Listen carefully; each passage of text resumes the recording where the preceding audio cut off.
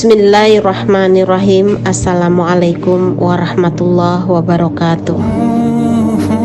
Dari Nabi Shallallahu Alaihi Wasallam bahwa beliau bersabda, Al-ghibatu asyaddu minaz zina. Qalu, kaifa ya Rasulullah? Qala, ar-rajulu yazni thumma yatubu fayatubullahu alaihi. Wa amma sahibul ghibah fala yughfaru lahu hatta yaghfira sahibuh. Menggunjing adalah lebih berat daripada berzina. Para sahabat bertanya, bagaimana bisa ya Rasulullah? Jawab Nabi Shallallahu Alaihi Wasallam, bila seorang laki-laki berzina kemudian bertobat, maka Allah akan menerima tobatnya. Adapun seorang menggunjing, ia tak akan diampuni dosanya sebelum teman yang digunjingnya itu mengampuninya. Bapak dan Ibu sekalian, dari hadis ini diketahui bahwa menggunjing itu termasuk dosa yang besar. Bahkan dosa ini lebih besar daripada berzina. Karena apa? Karena apabila dosa zina, maka Allah bisa mengampuninya. Sementara kalau menggunjing, selagi orang yang kita gunjing itu kita tidak minta maaf, maka dosa tersebut tidak akan diampuni. Barang siapa meninggal dunia dalam keadaan bertobat dari menggunjing, maka dia adalah yang paling akhir masuk surga. Dan barang siapa meninggal dunia dalam keadaan terus-menerus melakukan pergunjingan, maka dialah yang mula-mula masuk neraka. Jubdatul Wa'izin. Oleh karena itu Bapak dan Ibu sekalian, diriwayatkan dari Abu Hurairah bahwa Nabi Muhammad Shallallahu Alaihi Wasallam bersabda, barang siapa yang menggunjing satu kali selama hidupnya, maka Allah akan menyiksa dia dengan 10 macam siksaan. Yang pertama, dia akan menjadi orang yang jauh dari rahmat Allah. Yang kedua, para malaikat memutuskan persahabatan dengannya. Yang ketiga, ketika dia mati, ruhnya akan dicabut dengan cara yang berat. Keempat, dia menjadi orang yang dekat kepada neraka. Kelima, dia akan menjadi orang yang jauh dari surga. Keenam, akan diperberat atasnya siksa kubur. Ketujuh, amalnya dianggap batal. Kedelapan, ruh Nabi Shallallahu Alaihi Wasallam merasa sakit karenanya. Kesembilan, Allah sangat murka terhadapnya. Dan kesepuluh, pada hari kiamat dia akan menjadi orang yang krisis atau merugi ketika ditimbang amalnya. Subhanallah, astagfirullahalazim, bahwa dosa menggunjing begitu berat sekali. Yang padahal menggunjing itu adalah perbuatan yang sering sekali dilakukan oleh banyak manusia. Oleh karena itu Bapak dan Ibu, kadang kita menggunjing, membicarakan kejelekan orang lain, dan apalagi itu sampai timbulnya sebuah fitnah, maka itu lebih kejam daripada berzina dan pembunuhan. Oleh karena itu, setelah kita tahu betapa besarnya dosa menggunjing, maka janganlah kita melakukan pergunjingan, dan kita bisa memberhentikan ketika ada teman yang mengajak membicarakan keburukan orang lain. Karena sangat berat sekali dosanya, sampai lebih besar dosa daripada berzina, dan lebih besar juga dosanya daripada pembunuhan.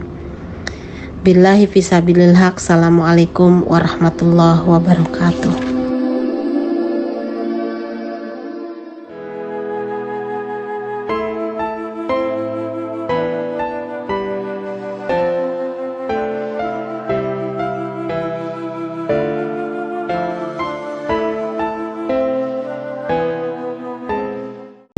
Bismillahirrahmanirrahim. Assalamualaikum warahmatullahi wabarakatuh.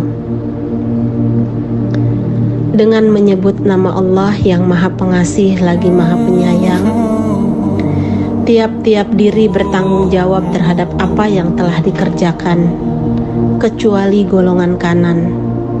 Mereka berada dalam surga, saling tanya-menanya tentang orang-orang yang berdosa.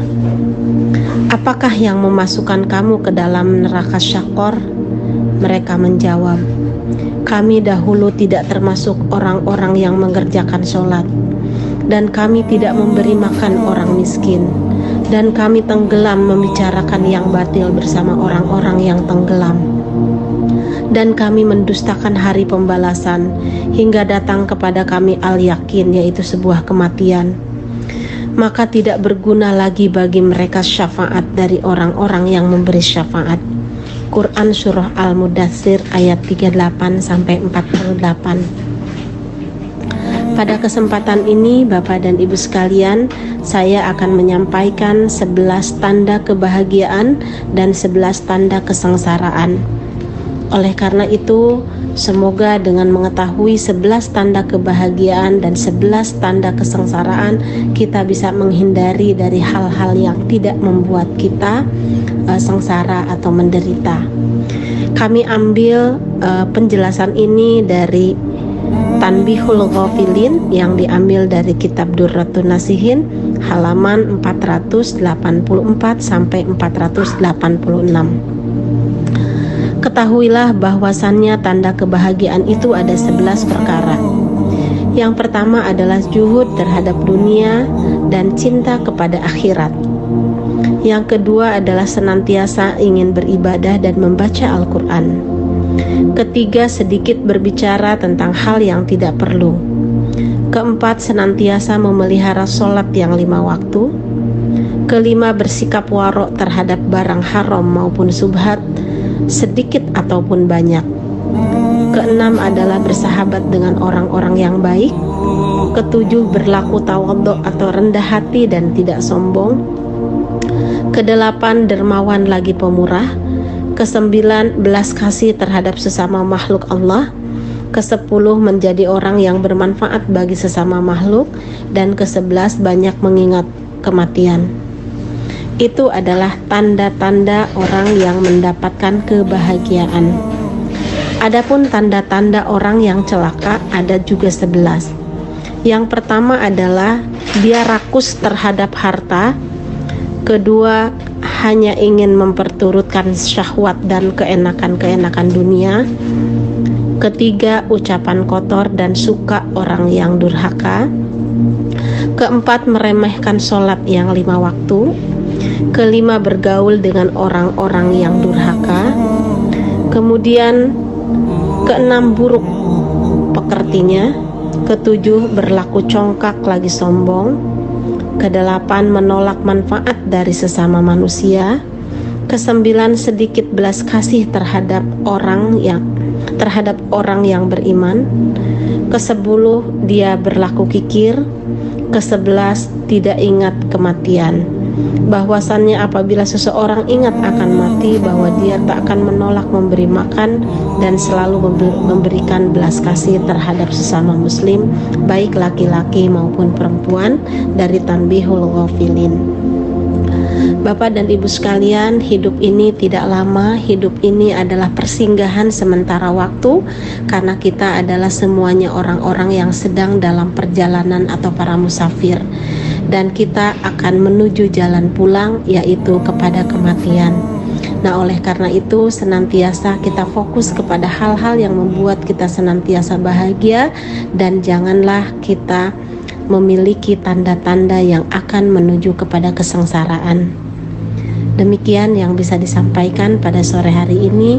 Billahi fisabilil haq. Assalamualaikum warahmatullahi wabarakatuh.